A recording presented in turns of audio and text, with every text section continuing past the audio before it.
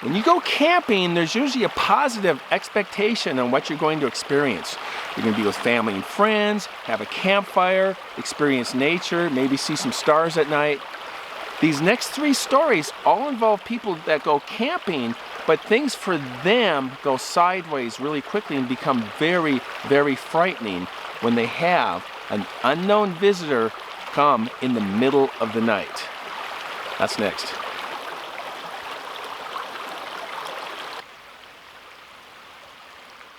Okay, so we are in the northern end of the Sierra Nevada range in the Plumas National Forest, 1.1 million acres, established in 1905, and it comes after the term Rio de las Plumas, or Feather River.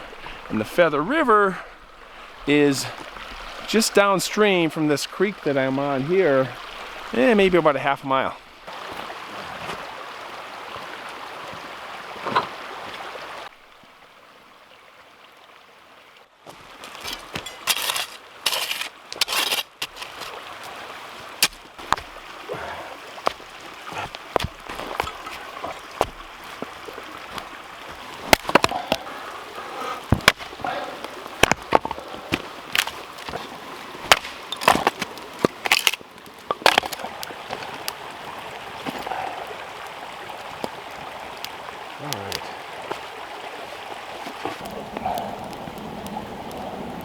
All right, you guys, I got a Great Basin Leave No Trace Alpine Logger, and that is a 5.0 ABV.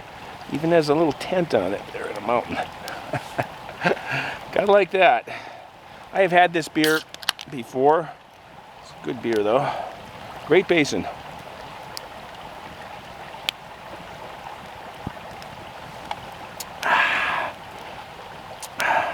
Yeah, that is a light, smooth lager, almost an amber, an Alpine lager.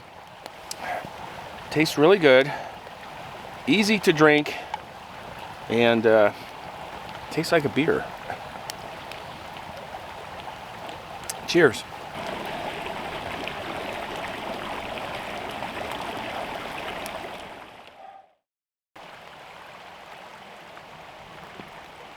Okay, our story takes place in southwestern Oregon in the Fremont-Winema National Forest. 2.3 million acres of wildlands in the southern part of Oregon, the Cascade Range, going all the way to the California border.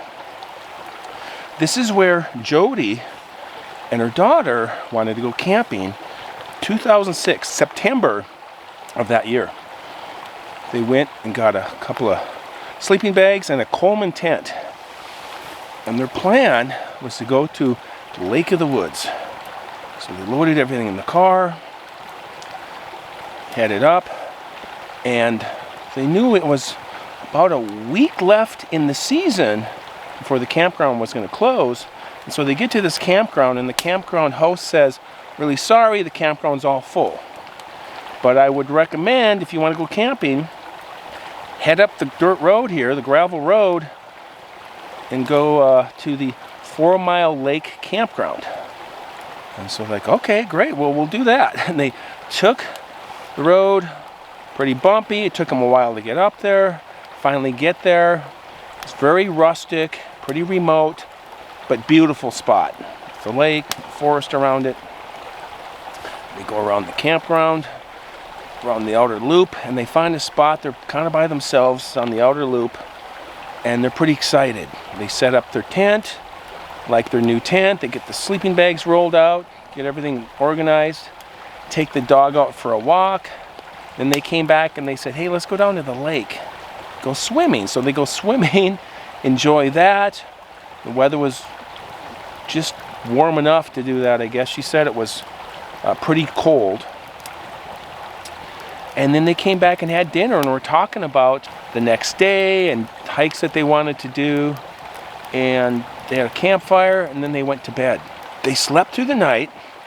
Jody was the first one to wake up, and she woke up to this songbird in a tree just outside her tent, up on a branch. It was a really happy bird doing the kind of thing. And she's laying there listening to this bird, enjoying it and thinking about her day coming up. And her daughter's a really heavy sleeper, so she was still sound asleep. In fact, she's such a heavy sleeper, she actually bought her alarm clock so she wouldn't miss school. Suddenly, this bird goes quiet. She pauses, listens, and then there's this extremely loud howl, scream that reverberated through their camp. Incredibly frightening. And this was not half a mile away up on a ridge or down by the river. This was in their camp. And so I looked up reverberated, and sometimes words don't describe an experience like the reality of an experience. Reverberated means to be repeated several times as an echo. So this loud howl scream was echoing through their campsite.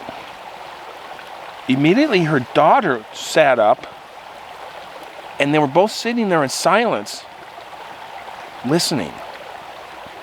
The dog started shaking and then went to the bottom of Jody's sleeping bag. And Jody thought, is this a bear? Could be a bear. And then she thought about it, and she had spent some time in Sequoia National Park. She had seen bears before and heard them, and she said this was no bear. And then this thing started walking around their campsite, screamed again, and they're just sitting there in absolute fear, and this thing's outside of their tent, and she said about 2 feet or less just outside their tent, walking around the tent, and they could hear it breathing. Crazy. She thought about getting her .22 pistol, then she realized it was in the car, and she thought about, well, maybe I could make a break for it and run to the car, and she thought there's no way I would make it alive. So they just sat there in silence, just trying to be undetected. Fight, flight, or freeze. They chose freeze, so their bodies chose freeze. And then suddenly, this thing just kind of walks away, and after just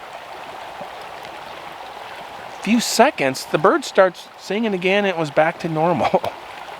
And suddenly, the bird stopped again, and this thing came walking back into their camp. And they could hear it walking around the tent, and they could hear it breathing, this heavy breathing.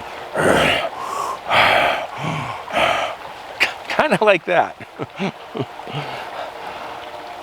And they were terrified, and they were holding their breath, and they just waited, and then this thing walked away again, and it was gone. Sun came up, birds were all chirping. As soon as there was enough light out, they got up and they broke camp as quickly as possible, like anybody would have done.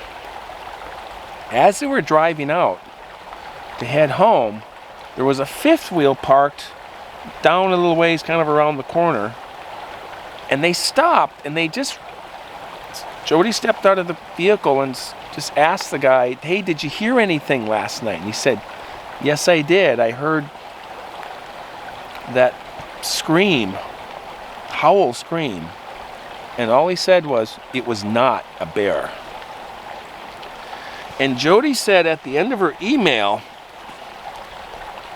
she said, it had to have known we were there. Why it didn't harm us, we do not know.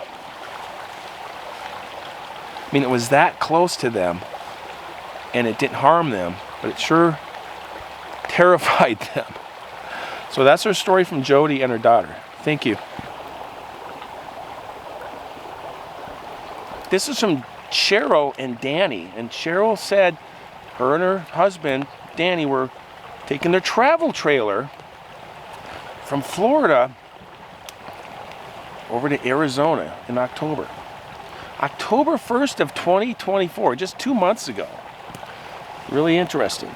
One of their scheduled stops was in Mississippi, and there was a campground in Pascagoula Bay in the Shepherd State Park. Nice little state park, visitor center, nature center, trails, campground, really thick forest, kind of marshy and boggy in places. They even had this elevated like boardwalk to go through the forest above some of this country. Really nice looking little park. And it's not extremely rural. There's like a Dollar General just to the west of there, and Pascagoula is right there in the highway, but it's a very thick forest. So they pull into this campsite, this campground, about 9:30 at night. Pitch black. They've never been there before. They don't know what to expect. And they working their way around to find their designated spot that they had on their reservation. Turns out it's at the back side of the campground. There's no one else out there in that location. They're having a hard time backing up the truck, so she pulls out her cell phone and turns on the light so he can back the truck up with the travel trailer, get it in this spot, get all the utilities hooked up, disconnect the truck, get everything settled, and then they decide, let's go in, we're tired, have some dinner, and we'll just read. Just relax and read. Turns out it was a really nice night, so they opened up all the windows in the travel trailer and just really enjoying the quiet and the peace after a long day on the road. And Cheryl said about an hour later, they heard a rock. Just somewhere behind the trailer, something threw a rock, and she could hear it land in the gravel, like on other rocks. And she said it sounded like a pretty good sized rock, 4 or 5 inches. It wasn't just a little pebble. It wasn't thrown at the trailer, but they could hear it land in the gravel in the campsite. A few minutes go by, they hear another one, another rock being thrown outside the window. They look at each other. They're like, okay, what's that? Thinking did something fall off a tree, but they could tell it sounded like rock on rock when it landed. Then a few minutes later, they hear owl sounds. But what Cheryl said, she said it was something that was trying to sound like an owl, but it really wasn't an owl. It's like something imitating an owl. Ooh, ooh, ooh, ooh, ooh, ooh. Not very good, right? And she said this owl sound had 15 to 45 second intervals because it went for an hour. They're sitting there in their travel trailer listening to this owl for about an hour.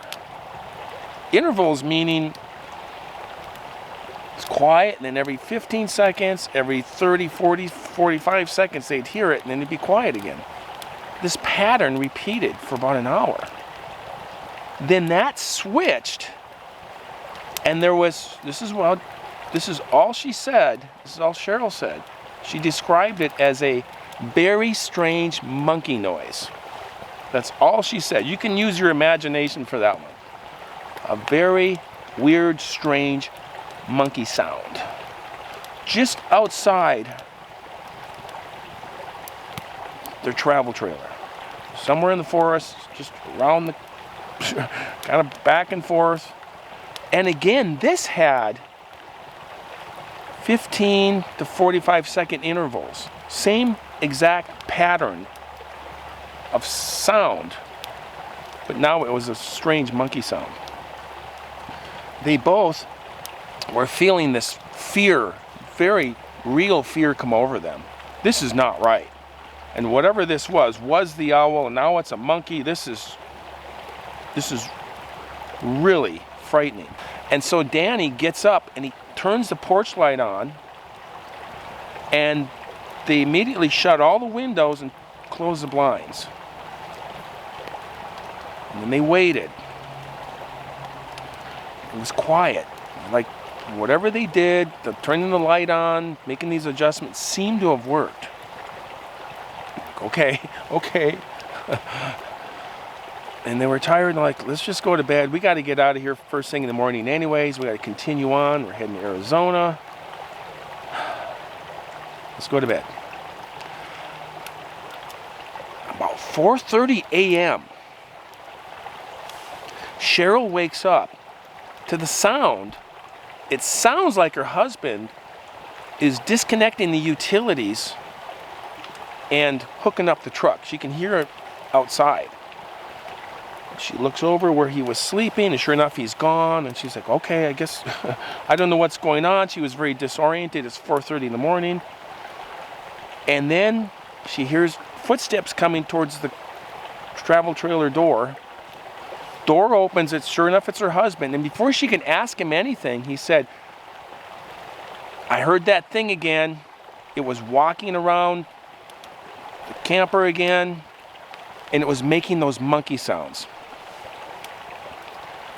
And then his voice got even louder, and he said, and you are never picking out the camp spot again. He just kind of stared at her, and then went back outside, shut the door. She could hear the truck start up. She could see a glow through the blinds. The headlights were now on. Truck's idling. Comes back in, opens up the door, and he says, okay, I don't know what's going on, but it's quiet again. I don't hear that thing. The lights seem to work and enough of a deterrent, and they just had another hour and a half before they needed to go, and they were pretty much ready, and they didn't wait around that long, and they were gone. She said at the end of her email, this is what she said to me: thank you for listening and keeping us all informed. Thankfully, we have never seen one, since I don't think I would be able to forget it. God bless you and yours, Danny and Cheryl. All right, and that is their story. Thank you, Danny and Cheryl.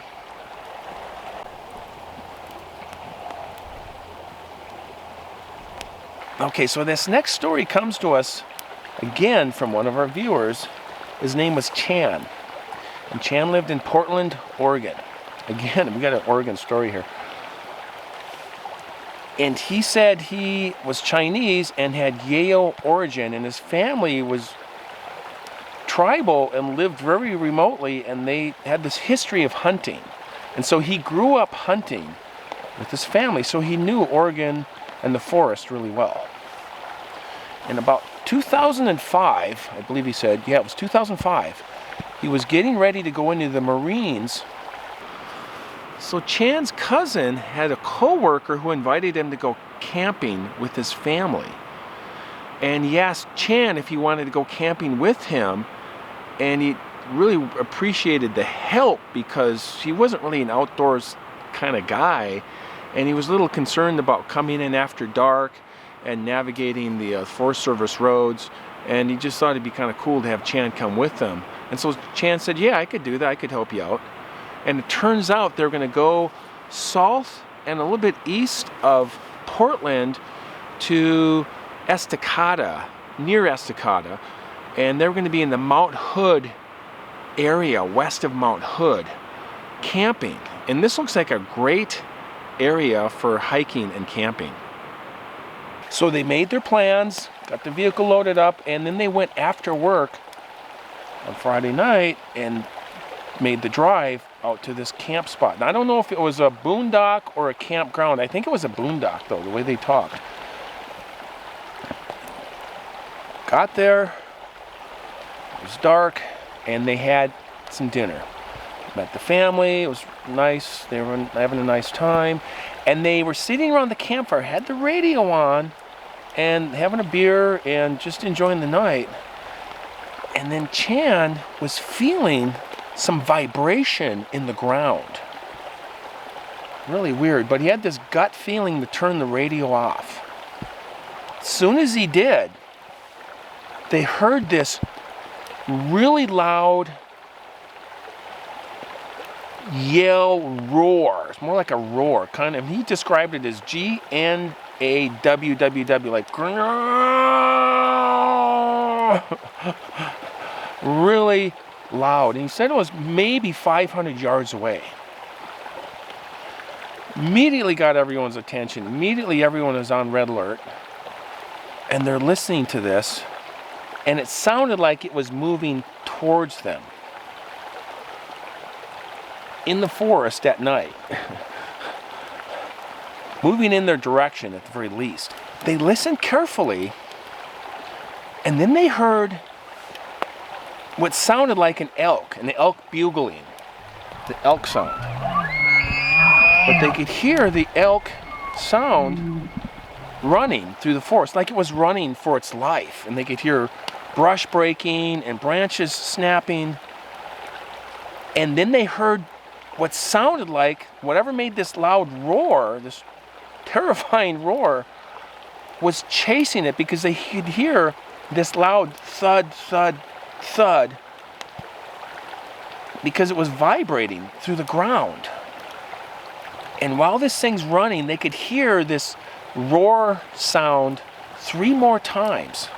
As they hear this going through the forest, then they hear this loud crash sound. Just crash, and then it was dead silent. And they're all sitting there listening, and they're, again, terrified. They were shocked because this literally sounded like a T-Rex, like Jurassic Park. The roar from Jurassic Park. You guys remember that?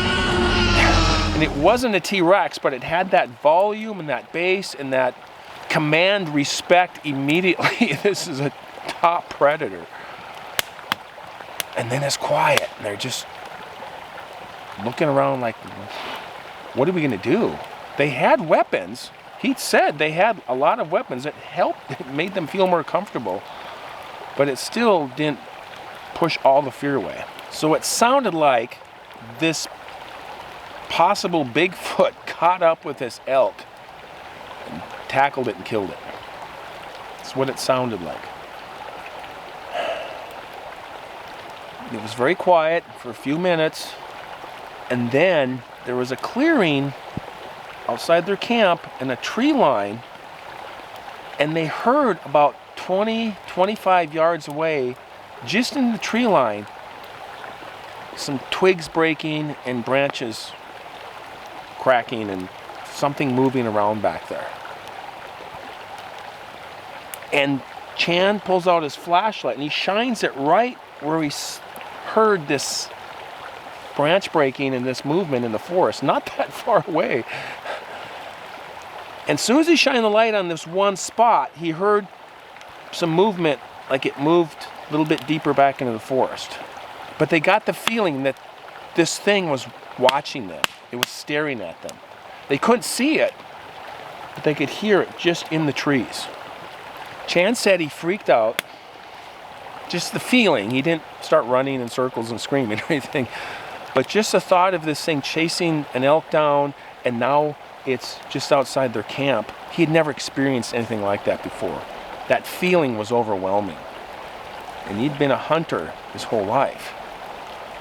So he decided, you know what, I'm not sleeping in this tent. They had a tent for him and his cousin to sleep in, while his cousin's friend from work was going to sleep in the RV with the mom and dad. And so Chan said, I'm sleeping in the car. And his cousin said, well, I'm going to sleep in the RV with the family. And he said he was much taller than the table that he was, you know, when you flatten the table. But he was like, I don't care. I feel much safer in the RV. Chan's in the car. He's got the seat back. He said he cracked the window a little bit so he could listen in case something was going to creep up on them.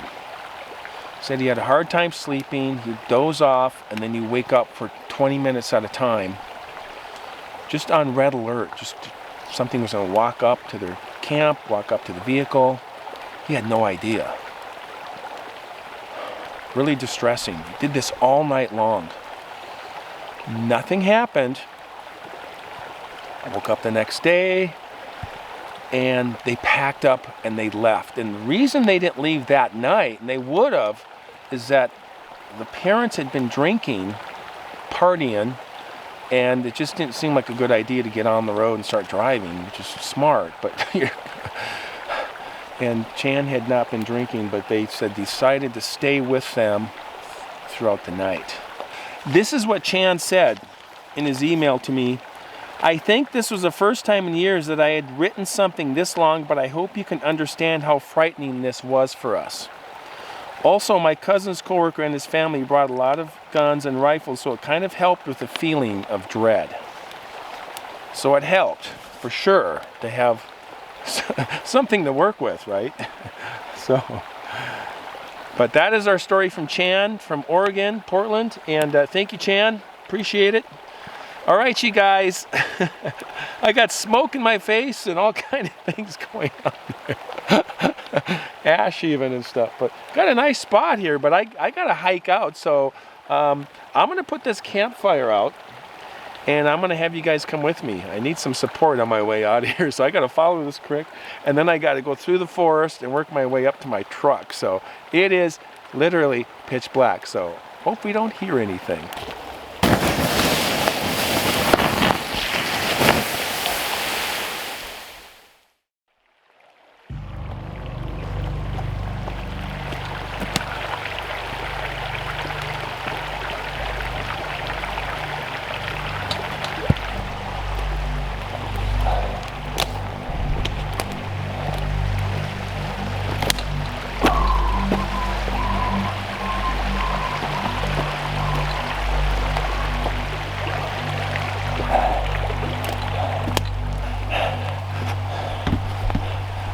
Very thick forest down here. And I don't have my headlight. Just the lantern. But we are working our way up. Yeah, it had been snowing today, raining, crazy winds, all kind of stuff. And finally settled down enough to pull the stories off, I guess. All right, gotta keep hiking here.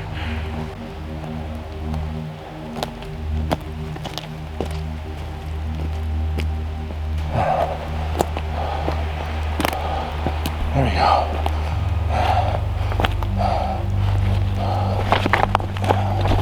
Ooh. Ooh. Ooh. On my route.